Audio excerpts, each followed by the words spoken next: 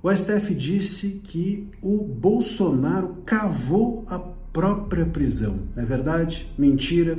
Eu vou explicar isso para vocês nesse vídeo. Eu sou André Marcília, advogado, professor de Direito Constitucional e olha só, a Andréa Sadi disse na Globo News que o STF teria dito que o próprio Bolsonaro é que cavou a sua cova, que o próprio Bolsonaro é que cavou a sua prisão, que o Bolsonaro é que, na verdade, provocou os fatos e, com isso, acabou recebendo a prisão domiciliar. Dá pra gente achar que isso é verdade? É claro que não. Basta você ter 2 ou talvez 3 neurônios para entender que a decisão que o Moraes tinha dado, a cautelar que o Moraes tinha imposto ao Bolsonaro era incumprível. Ninguém entendeu. Aliás, ninguém mesmo pessoas da esquerda disseram é um pouco confusa, pessoas da Isentolândia, essa decisão aqui saiu um pouco da mão, nem foi uma questão da direita, nem foi a defesa do Bolsonaro, todo mundo não entendeu a decisão. Tanto é verdade que o próprio Moraes veio a público e explicou a decisão, ou tentou explicar. É que quando o Moraes vem explicar, ele piora um pouco a situação. Até porque a gente sabe que o Moraes tem tido muita dificuldade, não apenas ultimamente com a Constituição, mas também com a gramática, também com a escrita e também com a fala, porque ele fala mal a beça. Bom, seja como for, ele tentou explicar a sua decisão e ao tentar explicar, expôs que não estava explicada, que estava confusa. E quando explicou, ficou pior. Sabe o que deu para entender do que ele disse? O seguinte: que o Bolsonaro podia falar, podia dar entrevistas, podia discursar, mas ninguém podia ouvir.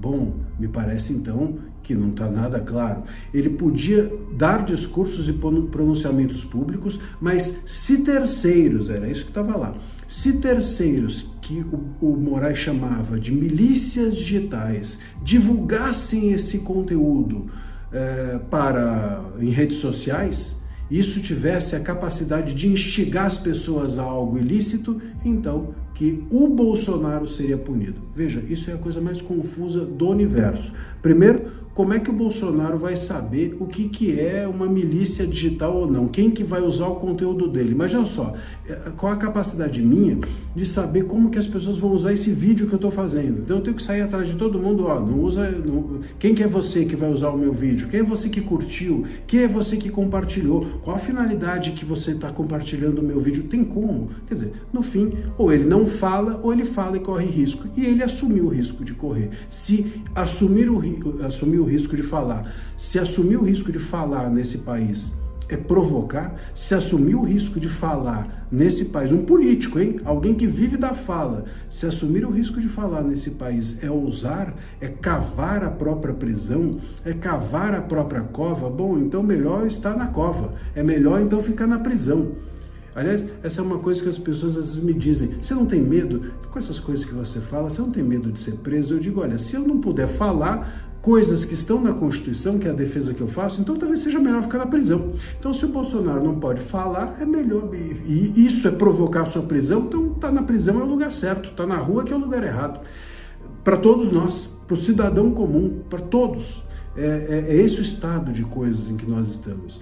Bom, óbvio que a decisão dele é confusa, é óbvio que você não pode limitar alguém a falar e nem a dar entrevistas, até presos podem falar. Quem não se lembra do Cabrini, por exemplo, entrando em presídios, entrevistando traficantes, assassinos?